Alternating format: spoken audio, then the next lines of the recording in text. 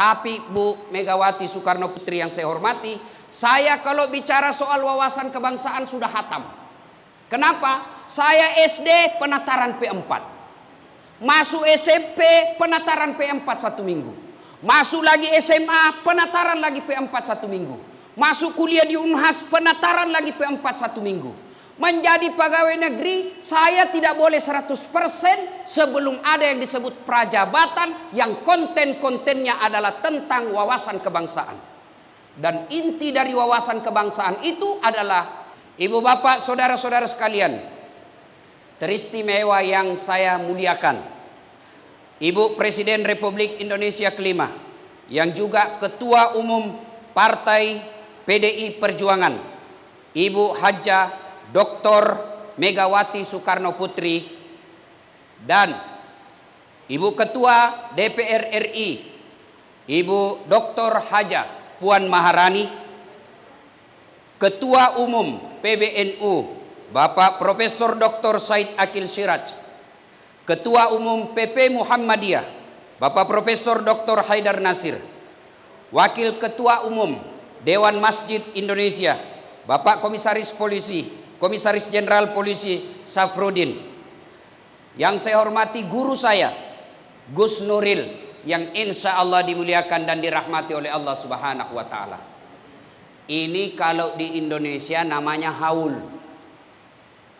Apa hukumnya haul? Ini anjuran agama. Sekarang banyak orang baru belajar agama 1 bulan, haul bid'ah. Itu sesat, tidak ada pada zaman Nabi.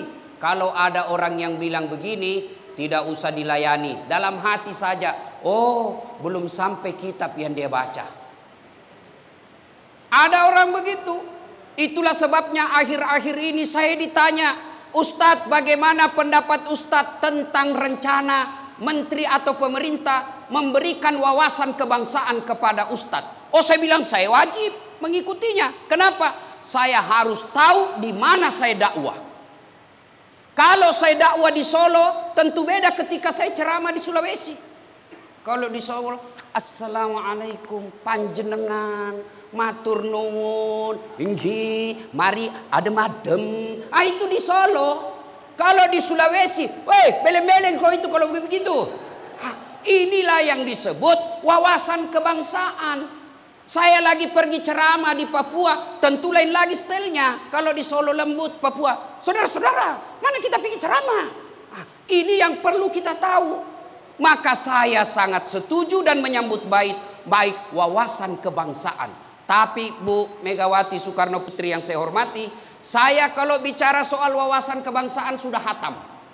Kenapa? Saya SD penataran P4. Masuk SMP penataran P4 1 minggu. Masuk lagi SMA penataran lagi P4 1 minggu. Masuk kuliah di Unhas penataran lagi P4 1 minggu. Menjadi pegawai negeri saya tidak boleh 100% sebelum ada yang disebut prajabatan yang konten-kontennya adalah tentang wawasan kebangsaan. Dan inti dari wawasan kebangsaan itu adalah Eka Prasetya Pancakarsa, yang secara sederhana dimaknai bahwa mengejampingkan kebutuhan pribadi, menghilangkan kebutuhan pribadi, kepentingan pribadi demi kepentingan orang banyak. Ini sejalan dengan ajaran agama, khairun nas anfa'uhum linnas. Sebaik-baik manusia di antara kalian adalah yang paling banyak manfaatnya buat orang lain. Dan ini dicontohkan oleh pendiri bangsa kita. Jadi saya kalau soal wawasan kebangsaan, saya setuju. Yang penting pertanyaannya tepat.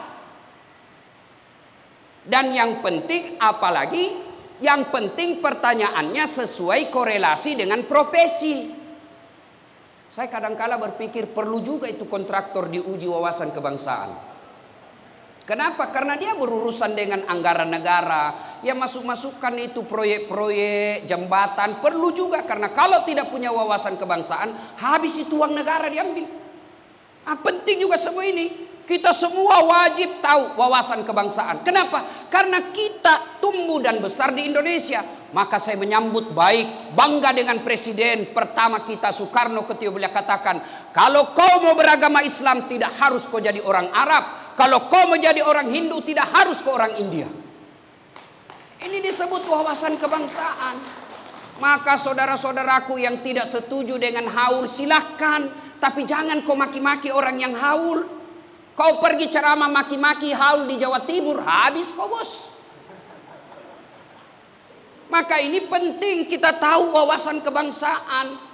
Maka adik-adikku sekalian yang lagi belajar agama, hati-hati. Saya punya kesimpulan, agamamu adalah siapa gurumu. Kalau gurumu yang mengajarkan memaki-maki, maka seperti itulah akhlakmu. Saya heran kalau ada orang dakwah memaki-maki, menghina, mengkafir-kafirkan. Belajar dakwah dari mana? Rasulullah sallallahu alaihi wasallam tidak pernah menghina orang, dilempari sekalipun beliau tetap menjadi rahmatan lil alamin. Kenapa Islam cepat mendunia di Indonesia? Kenapa Islam cepat menyebar di Indonesia dan akhirnya menjadi 80% lebih sekarang? Kenapa? Karena leluhur ulama-ulama kita berdakwah melalui itu yang kita kenal dengan Wali Songo. Di Jawa dakwanya melalui wayang. Di Sulawesi dakwanya melalui kacapi dan zinrili. Berdakwah. Nah, adik-adik ini sekarang banyak yang ini Ustadz sunnah, ini Ustadz tidak sunnah. Sampai-sampai Ibu Megawati, saya dimaki-maki di Facebook. Dibilang, apa ini Ustadz Dasat? Bicara-bicara sunnah, kok tidak sunnah? Saya bilang, kenapa kau tuduh saya tidak sunnah? Itu buktinya kau tidak pelihara jenggot. Ya mau diapa kalau tidak mau tumbuh? Gara-gara jenggot dia maki-maki saya. Demi Allah saya sudah kasih minyak-minyak. Itu minyak penumbuh jenggot, marah istri saya. Dia bilang kasih kotor-kotor bantal. Yang wajib kita ikuti adalah Muhammad Rasulullah. Waktu wajib kita ikuti. Tapi Muhammad bin Abdullah itu tidak wajib kita ikuti. Tapi kalau mau diikuti tidaklah mengapa. Tapi jangan menganggap orang yang tidak berpakaian seperti Arab bukanlah orang-orang yang sunnah. Boleh kita berbeda pendapat, ya. Saya ingat waktu kecil dulu, Ibu Puan waktu saya kecil, kalau saya sholat subuh, ada di samping saya tidak kunut, Allahu Akbar. Sholat subuh, tiba-tiba kunut, ini samping saya tidak kunut, tidak ribut kita, paling dalam hati, oh Muhammadiyah. Itu aja. Ada takziah, tidak ada makan kue malam-malam, kita tidak ribut, oh Muhammadiyah. Sekarang Pak maki-maki. Padahal sama agamanya, sama nabinya, sama rukun Islamnya, sama kiblatnya, saling memaki gara-gara apa? Beda mazhab. Saudaraku yang menyaksikan acara ini, apalagi yang baru beragama mulai belajar agama. Biasanya kan belajar agamanya di medsos, melalui capture, melalui guntingan-guntingan potongan hadis, melalui guntingan-guntingan ayat. Ingat, belajar ayat, belajar Al-Quran, ada beberapa ilmu yang tidak boleh dipisah. Asbabun nusulnya, bahasa Arabnya, sejarah hukum Islamnya, harus kita tahu semua itu. Contoh paling sederhana. Ibu-ibu pernah dengar enggak ayat La ikraha fiddin? Bapak-bapak pernah dengar itu ayat? La ikraha fiddin, tidak ada paksaan dalam beragama. Kalau tidak disertakan dengan tafsir, salah kita memaknainya. Woi, kenapa kau judi?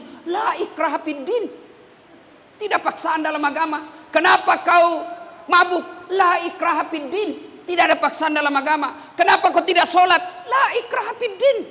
Ini salah menempatkan ayat. Kenapa? Karena dia tidak tahu dan pelajari asbabun nusulnya. Hadis harus juga dipelajari asbabul wurudnya. Sejarahnya Nabi mengucapkan. Contoh, ada hadis yang mengatakan kuburan jangan kau tinggikan. Tapi kalau dibaca saja, apa sih kalau sekarang istilahnya itu? Narasinya, redaksinya itu hadis tidak boleh putus sampai di situ, tapi harus kita lihat juga syarahnya. Apa itu syarahnya? Tafsirnya para ahli hadis. Jangan kau tinggikan makam atau kuburan. Kalau Bapak belajar sampai di situ, maka Bapak akan melihat kuburan-kuburan ini salah, ini salah, ini salah. Padahal ada syarahannya, ada penjelasannya menurut ulama. Boleh ditinggikan 4, 1. Siapa? Para nabi dan rasul. Maka jangan heran makamnya Rasulullah tinggi. Yang kedua, yang boleh ditinggikan para alim ulama. Maka Bapak pergi lihat imam-imam mazhab, tinggi semua makamnya. Dan memang itu ada sarahannya. Yang ketiga adalah orang yang mati syahid syariah. Artinya mereka pejuang. Seperti Sultan Hasanuddin, Diponegoro, pejuang-pejuang membela agama Allah. Maka jangan heran makamnya Sultan Hasanuddin di Makassar tinggi. Dan yang keempat, yang boleh ditinggikan makamnya adalah orang-orang yang mati karena membela agama Allah. Nah, sekarang banyak yang tidak mau pakai tafsir. Bicara hadis tidak mau pakai tafsir, teksnya saja. Dilihat haul kan tidak ada teksnya dalam hadis. Peringatan wafatnya 1 tahun itu tidak ada. Betul tidak ada. Tapi apa masalahnya dengan haul ini? Apa yang sesat di dalamnya? Maka yang baik, yang mau haul seperti ini silahkan. Yang tidak mau haul silahkan. Maka kita tidak saling menyalah-nyalahkan. Satu.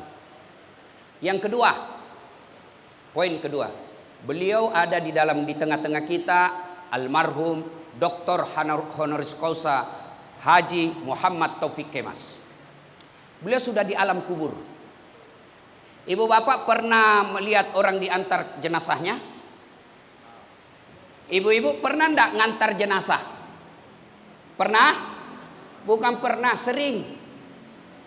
3 yang mengantar kita kata Nabi. Telu tu mantar aku nasangugi 3 yang mengantar kamu, tapi 2 yang kembali, tinggal 1 yang setia menemanimu. Apa gerangan? 1 yang mengantar Bapak Ibu sekalian, keluarga. Ibu-ibu kalau meninggal, keluarga, karib, kerabat datang semua mengantar. Tapi demi Allah tidak ada yang mau masuk menemani ibu dalam kubur. Apa pernah ada kita melihat ada orang begitu cintanya sama suaminya, masuk istrinya ke dalam? Paling ibu-ibu begitu cintanya sama suaminya, paling batas paling tinggi pingsan. Dan saya sering sekali melihat orang yang pingsan gara-gara meninggal suaminya. Ibu-ibu, sering sekali saya lihat. Tapi saya tidak pernah melihat ada bapak-bapak yang pingsan karena meninggal istrinya. Kira-kira ada enggak? Oh, saya punya teman haji, Bu. Nangis betul waktu meninggal istrinya. Bengkak matanya, Bu. Ya, Ustadz. Heran juga saya, barusan saya dapat laki-laki hebat begini. Ustadz, saya rasanya tidak bisa lagi menyambung hidup saya, Ustadz. Teman saya haji. Ini ibu istri saya, Ustadz. Dialah yang bisa membangun seperti ini usaha saya, Ustadz. Saya dari awal tidak ada apa-apa. Sekarang ini semua prestasi istri saya. Rasanya saya hilang separuh jiwaku. Masya Allah. Belum 6 bulan, saya pergi jogging, Ibu. Di Karebosi, Makassar. Saya ketemu itu kawan saya. Di sampingnya ada perempuan.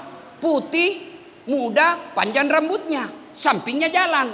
Saya tanya, Pak, siapa itu Pak Haji? Dia bilang, yang baru Pak Ustadz. Sudahlah. Kalau ibu bapak meninggal, demi Allah, tidak ada satupun keluarga yang mau masuk menemani kita. Meskipun waktu ini nih cewek-cewek nih yang lagi jatuh cinta. Kalaupun dia gombal kamu cowokmu, gunung kan kudaki, lautan ku seberangi, masjid ku lewati. Kan ada bunda gombal begitu. Begitu meninggal, jangan pikir mau ikut temani kita. Yang kedua menemani kita, harta.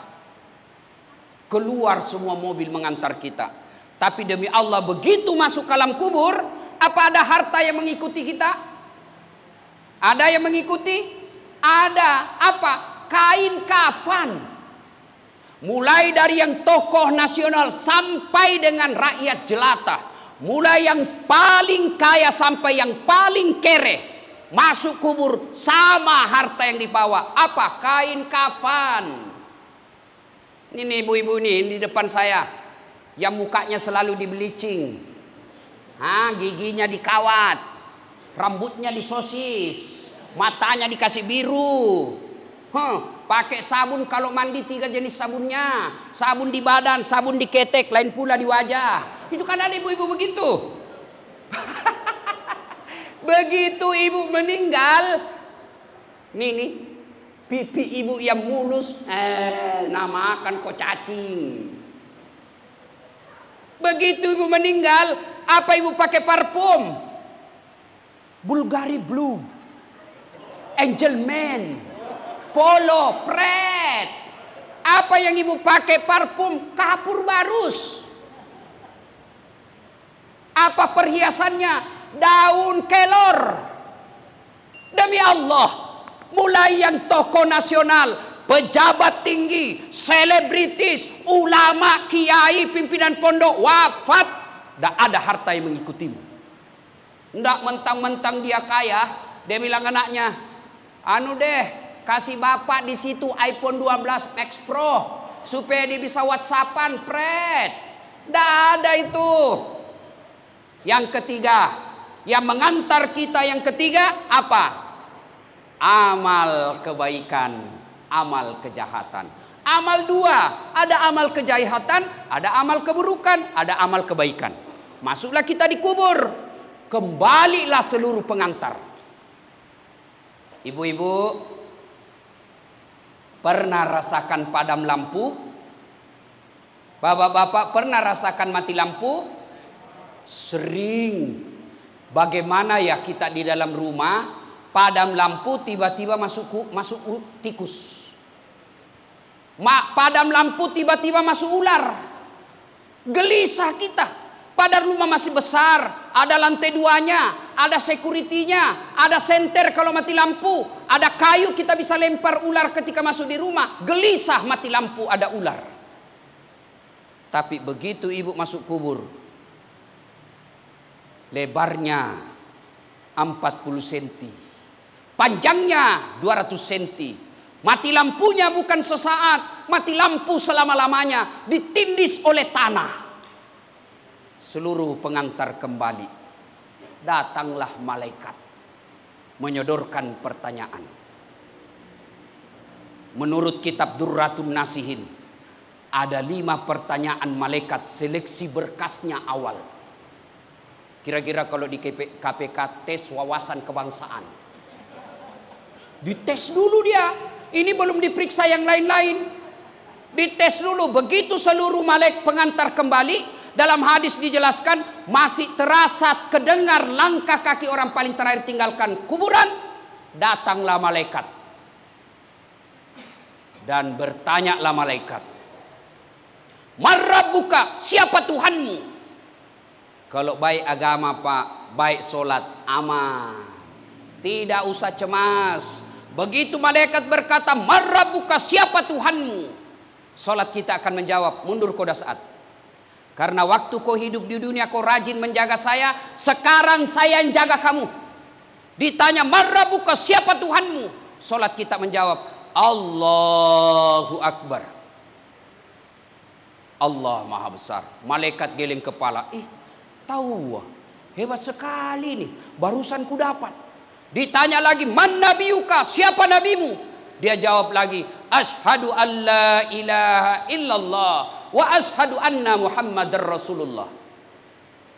Malaikat mungkar berkata, makin jago dia.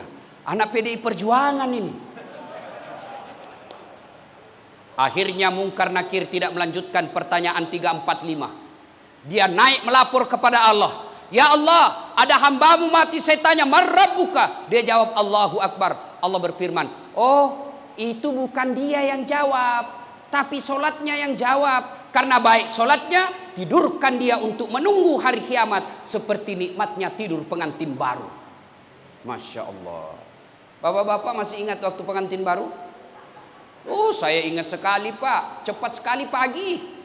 Cepatnya pagi. Itu kalau pengantin baru. Ibu bapak saudara-saudara sekalian. Nah, masuklah kita di alam kubur. Menunggu. Seperti almarhum. Senyumnya luar biasa. 3 yang bisa menolong beliau. Bapak Ibu saya kasih contoh. Ada pengurus PDI Perjuangan melakukan kesalahan besar. Ditegur sama Ibu Megawati. Masih ada pilihan. Apa pilihan? Berhenti. Ada pegawai negeri polisi, tentara dikirim ke Papua, tidak ada sinyal, banyak nyamuk di sana, nyamuk malaria. Dia senang, masih ada pilihan apa? Pensiun dini. Ada orang Sulawesi bekerja ke Jakarta cari nafkah, ternyata di Jakarta tidak nyaman, masih ada pilihan balik kampung jadi petani. Tapi demi Allah, begitu Bapak Ibu masuk kubur, senang tidak senang, tinggal kau di situ, tidak boleh kau keluar-keluar. Pun kalau Bapak Ibu keluar, lari satu RT. Ibu saya hormati. Nah, 3 yang bisa menyelamatkan kita di kubur. 3 yang menyelamatkan kita.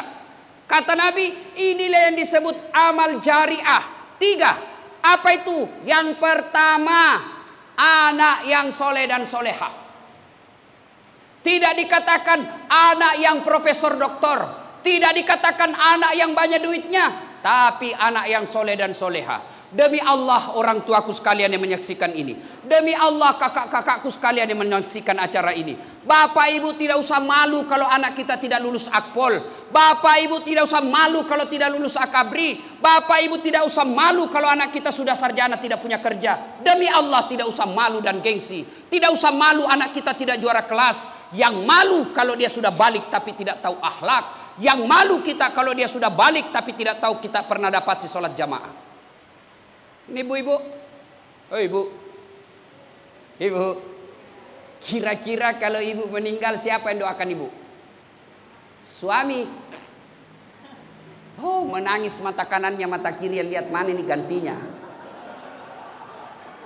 Oh, istri saya di rumah lihat ceramah saya begini, lalu dia tanya saya, jadi Ustadz kalau saya meninggal duluan, Ustadz kawin lagi ya? Ya pastilah.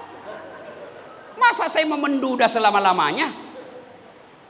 Cemburu. Sudah, ibu tidak bakal lusuk cemburu kalau sudah dikubur. Tidak ada lagi tuh cemburu. Nah, yang bisa menyelamatkan kita anak yang soleh dan soleha.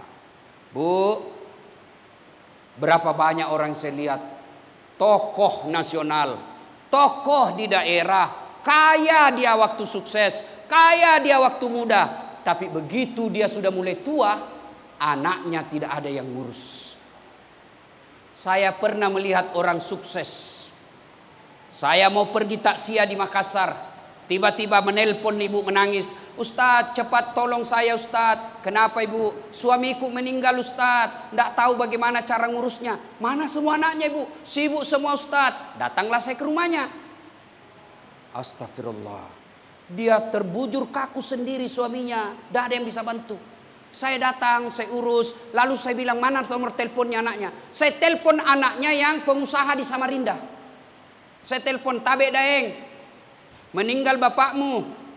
Bagaimana ini? Ditunggu atau tidak? Apa jawabannya bu? Oh, sudah lama memang sakit itu bapakku Ustaz. La haula wala quwata illa billah. Jadi gimana Daeng? Ditunggu atau tidak? Sudahlah Ustaz, biar saya pulang tidak merubah keadaan. Jadi bagaimana? Tolong kirimkan saya nomor rekeningnya Pak Ustadz. Semua biaya pemakaman dan pengurusan jenazah saya kirim melalui Pak Ustadz. Hati-hati. Ibu kalau tidak agama dengan baik bakal begini. Alhamdulillah. Bapak almarhum Topik Kemas punya anak seperti Puan Maharani. Insya Allah. Apa amalnya Pak Ibu Mbak Puan Maharani? Kalau menjadi anggota DPR. Lalu beliau membuat undang-undang yang membuat masyarakat sejahtera, yang membuat masyarakat senang di Indonesia ini, maka menjadi amal jariah buat almarhum Topik Kemas. Ibu tidak usah bangga kalau anak pintar bahasa Inggris tapi tidak tahu sholat. Kan ada ibu-ibu bisa begini, Ustadz hebat sekali tuh tetanggaku. Kenapa hebat? Wih, masih kecil itu Ustadz, pintar sekali bahasa Inggris. Apa hebatnya? Iya kau Ustadz, apa hebatnya begitu? Banyak yang bisa bahasa Inggris. Masa banyak sih Ustadz? Iya, coba ibu ke Inggris. Itu anak-anak di Inggris Pak, baru belajar bicara sudah bahasa Inggris. Apa hebatnya? Kalau anak kita pintar bahasa Inggris, memangnya dia nanti kalau ibu meninggal dia berdoa pakai bahasa Inggris? Oh my God, please help me my mother pray. Nah, dia pakai bahasa Indonesia juga. Maka ibu bapak saudara-saudara sekalian, gelisah kalau anak kita tidak baik agamanya, tidak usah malu kalau anak kita pengangguran. Yang kedua, yang bisa menolong kita dalam kubur adalah sedekatun jariah. Sedekah. Makanya almarhum keluarga besar Taufik Kemas, ada yang saya lupa tadi, anak beliau, ya, cucu beliau, kemenakan beliau, saudara-saudara beliau, mendoakan beliau hanya 4 kita minta, minimal 4. Ya Allah, ampuni dosa orang tuaku. Tuh. Yang kedua, terima amal ibadahnya. Adakah amal tidak diterima? Ada amal yang bukan lillahi ta'ala. Yang mana itu Ustaz? Bagi-bagi kaos ketika pil caleg, bagi-bagi jilbab. Karena mau dicoblos. Nanti di akhirat, ya Allah, mana jilbabku 50.000? Allah berfirman, kan dulu mau aku dicoblos dan kau sudah anggota DPR, ya sudah, tidak ada itu. Kalau dia ketawa, saya serius ini Pak. Kalau ada seperti itu, sengaja saya sampaikan ini Pak, karena di sini PD Perjuangan toh orang partai, tidak apa-apa. Yang penting ibu setelah itu istighfar, bertobat. Maka anaknya mendoakan, ya Allah, kalau ada amalnya orang tuaku bukan lillahi ta'ala, terima amal ibadahnya. Yang ketiga, lipat gandakan. Kalau beliau wafat membawa amal 10 juta karung, maka minta, ya Allah, lipat gandakan sebanyak-banyaknya. Dan yang keempat, lapangkan alam kuburnya, jadikan kuburnya menjadi taman-taman surga. Alhamdulillah kalau ibu bisa menutupnya dengan kalimat doa, Allahumma gfirli wali walidayya warhamhuma kama rabbayani shaghira. Tidak harus bahasa Arab. Berdoa kadang-kala ibu-ibu ini gelisah. Mau mendoakan, dia pergi dulu beli toko buku. Bacaan-bacaan doa. Sudah itu dia hafal. Sudah dia hafal, dia berdoa kepada Allah. Dia tidak tahu artinya. Berdoa tidak harus bahasa Arab. Daripada ibu malaikat bingung. Ibu-ibu, saya serius ini Bu. Ibu-ibu, Bu. Halo Ibu. Mau saya ajarkan doa anak soleh? Mau? Ikut sama-sama Bu. Ayo. Bismillahirrahmanirrahim. Allahumma barik lana. Ada yang ikut. Ini ibu karena ibadah tidak tahu. Itu bukan doa anak soleh. Maka tidak harus bahasa Arab. Nanti malaikat bingung. Apa maksudnya ini ibu? Lain di bibir, lain di hati. Mau dia akan doanya almarhum, ternyata doa yang diminta doa minta hujan. Tidak harus bahasa Arab. Ya. Ya saya hormati ibu bapak saudara-saudara sekalian.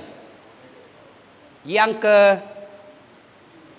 keempat, ya Allah, terima amal ibadahnya.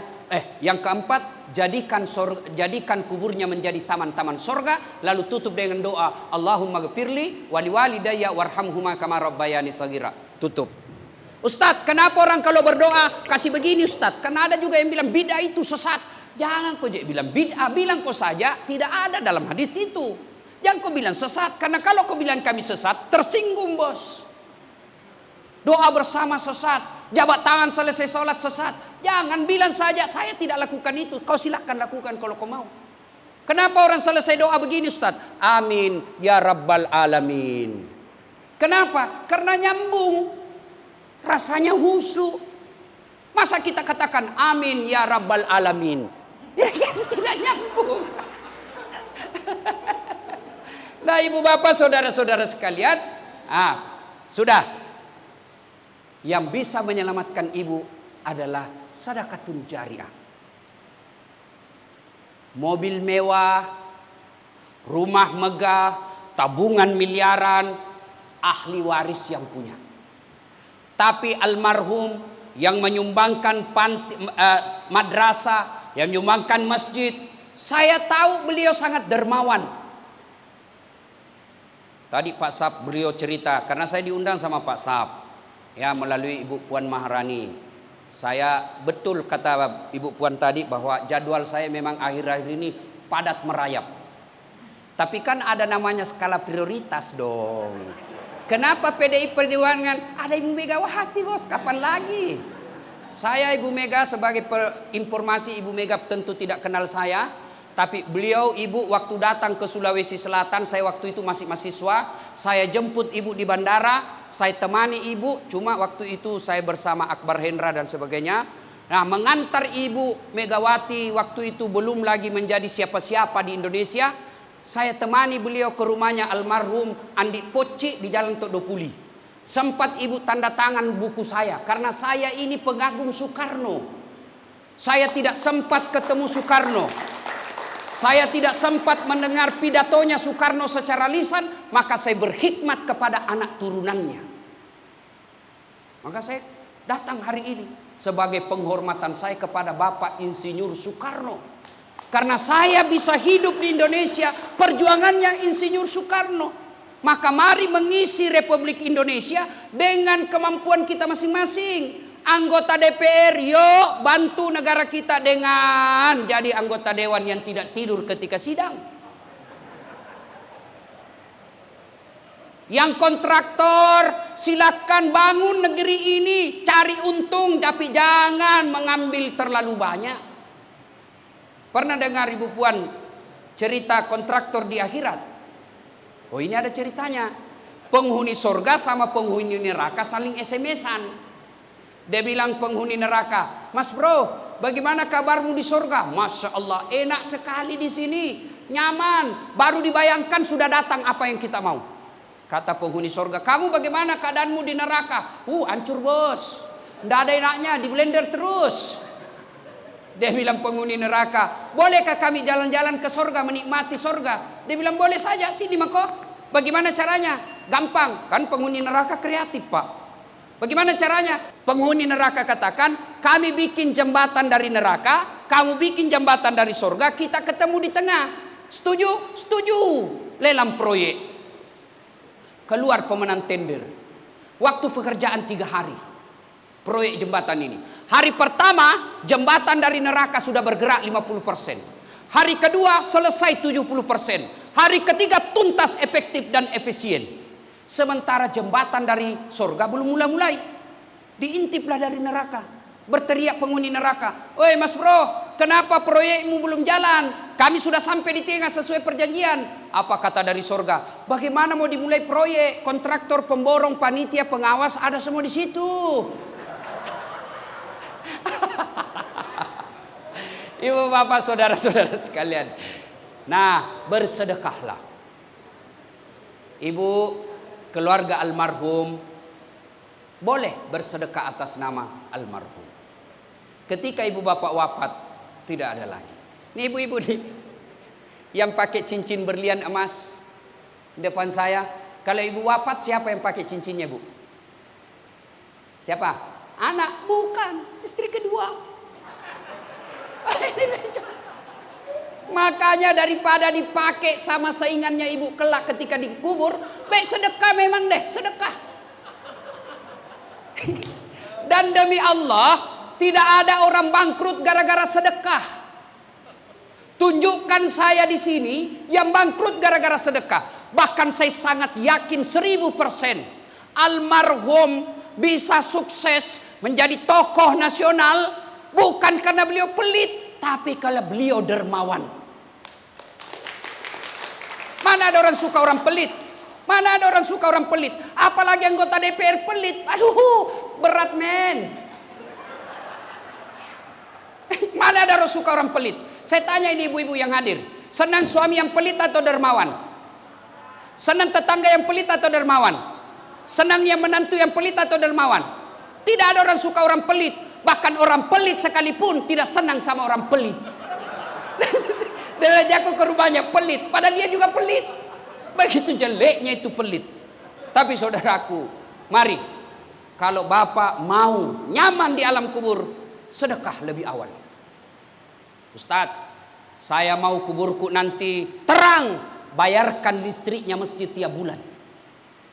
Ustadz, saya mau kubur saya lapang Ustadz, bantu panti asuhan, bukan panti pijat. Ada juga teman saya selalu tiap bulan ke panti pijat. Saya tanya, kenapa ku panti pijat? Harusnya panti asuhan. Dia bilang sama-sama panti Ustadz. Sama panti tapi beda cita rasanya bos. Ayo sedekahlah. Bersedekahlah. Dan yang ketiga, yang bisa menolong kita ketika dalam kubur adalah ilmu yang bermanfaat. Maka ibu-ibu ketika dengar dakwah dan kita anggap baik, sebarkan. Tapi ketika dakwah itu meskipun benar, meskipun ada dalilnya, tapi kalau kita timbang bisa merusak persaudaraan kita, bisa merusak ukhuwah persaudaraan anak bangsa, tunda, jangan sebar. Suatu kali Nabi mengucapkan, siapa yang mengucapkan 2 kalimat syahadat, diyakini sampai mati pasti masuk surga. Nabi ucapkan itu. Gembira para sahabat, termasuk Abu Hurairah, sahabat paling banyak meriwayatkan hadis. Abu Hurairah lalu lari-lari menuju ke pasar. Dia ingin sampaikan berita gembira ini. Dalam perjalanan ke pasar ketemu dengan Umar bin Khattab. Kata Umar, Abu Hurairah, mau ke mana? Saya menyampaikan pengumuman. Apa? Baru saya dengar Nabi mengucapkan, siapa yang syahadat, yakin sampai mati pasti masuk surga. Saya mau umumkan di pasar. Umar bilang, tunggu dulu, benarkah Nabi bilang begitu? Ini dalam teori jurnalistik disebut check and recheck, yang wartawan-wartawan sebagian sekarang, apalagi wartawan-wartawan online yang tidak jelas asal muasalnya, ini biasa yang tidak dimiliki, mencek kepada sumber. Apalagi dia kadangkala caranya menghindari itu, dia bilang menurut sumber yang tidak mau disebut namanya. Orang malas ini. Umar berkata, apa betul Nabi lakukan itu? Apa Nabi ucapkan? Iya. Saya tidak percaya. Umar bersama Abu Hurairah menuju Nabi. Ya Rasulullah, katanya Anda mengucapkan siapa yang syahadat, yakin sampai mati pasti masuk surga. Apa betul begitu ya Rasul? Nabi katakan iya. Tapi ya Rasul, ini Abu Hurairah dia mau umumkan di pasar. Kenapa Umar? Sebaiknya jangan ya Rasul. Kenapa? Nanti salah paham umat. Biar judi yang penting syahadat masuk surga. Biar mabuk yang penting syahadat masuk surga. Salah paham rakyat awam kita, orang awam. Jadi kalau begitu jangan disampaikan di pasar. Lalu Nabi menyetujui, betul. Seperti ini jangan kau sampaikan di pasar karena bisa mengancam dan masyarakat kita, umat kita salah paham. Dari sinilah kemudian terkenal ungkapan likulli makam makal wa likulli makal makam. Setiap tempat ada ucapan yang cocok untuk tempat itu, dan setiap ucapan ada yang cocok tempat untuk ucapan itu. Ini yang kadang-kala kita tidak miliki, ngomong ngoceh-ngoceh saja padahal kita tidak tahu di mana kita ngomong. Ibu bapak saudara-saudara sekalian, pada akhirnya kullu nafsin sa'iqatil maut. Semua yang hidup pasti akan mati. Al-mautu babun. Mati adalah pintu yang setiap kita pasti melewatinya. Allah Subhanahu wa taala bertanya, "Apa man kana mu'minan kaman kana fasikan?" Apakah sama orang beriman dengan pencitraan berimannya? Apakah sama orang-orang yang beriman dengan fasik, pura-pura beriman? Kata Allah, la yasta'un. Tidak sama. Ammal ladzina amanu wa amilus solihati falahum jannatul ma'wa. Bagi mereka yang beriman, beramal soleh, saya kembalikan mereka ke surga. Surganya dunia, surganya akhirat. Wa ammal ladzina fataku fama'wahumun nar. Bagi mereka yang pembangkang, tidak mau sholat, pezina, pemabuk, pejudi, maksiat, mati mendadak, kami kembalikan mereka ke dalam neraka. Nerakanya dunia, nerakanya akhirat. Tujuan kita takziah di sini adalah untuk menunjukkan duka cita kita mendalam 8 tahun wafatnya Dr. Honoris Causa Bapak Haji Muhammad Taufik Kemas. Yang kedua, sebagai peringatan buat kita yang hidup bahwa kita pasti mati. Mau kemana? Pasti mati. Anggaplah ditambah 50 tahun, pasti mati. Anggaplah ditambah 30 tahun, pasti mati. Saya ini kerjaan saya hampir tiap malam ceramah kematian. Dan sudah sangat jarang saya takziah orang kematian usianya 90 tahun, 95 tahun, jarang lagi. Kenapa? Menunjukkan bahwa usia memang kita semakin pendek. Umur saya 40 tahun lebih. Anggaplah ditambah lagi 40 tahun, 80. Saya tidak yakin. Sunnatullahnya, generasi seperti saya ini Pak, pola hidupnya sudah tidak sehat, maka biasanya pendek umur. Itulah sebabnya ketika Allah berbicara tentang umur, Allah menggunakan kata kami. Kami di situ adalah ada partisipasi manusia untuk memperpanjang umurnya. Tapi ketika Allah berbicara ajal, Allah menggunakan kata aku, yang hak prerogatifnya Allah Subhanahu wa taala. Ibu bapak saudara-saudara sekalian, pada akhirnya inilah tausiah kita. Sebuah kehormatan yang sangat besar ketika Bapak Jenderal Safruddin menyampaikan, Ustadz, datang ke Jakarta, siap dilaksanakan. Karena ini adalah momentum yang sangat berharga untuk saling mengingatkan. Dan ada Ibu Megawati Soekarno Putri, pemegang passwordnya PDI Perjuangan. Dan PDI Perjuangan ini adalah penentu arah Republik Indonesia untuk sekarang ini. Mudah-mudahan seluruh pengurus partai PDI Perjuangan tidak tergiur dengan beratnya jabatannya, tidak terpesona dengan godaan dunia, tapi mustahil itu bisa kita lakukan tanpa hidayah dan pertolongan dari Allah Subhanahu wa taala.